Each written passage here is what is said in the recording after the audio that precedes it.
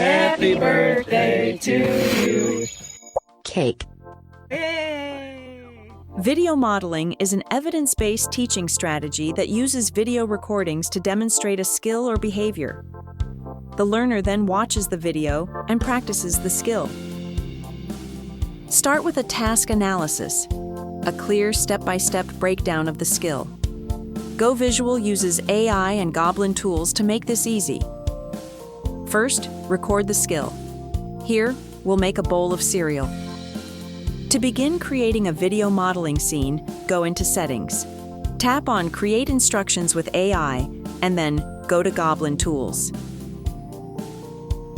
On the Goblin Tools website, enter the skill you wish to break down and then tap the blue magic wand to see the individual steps.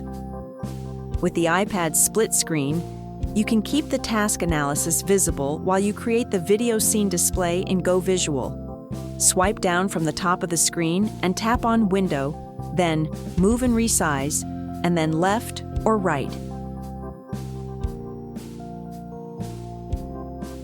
Swipe up to return to the home screen, and then open GoVisual and resize the window in the same way.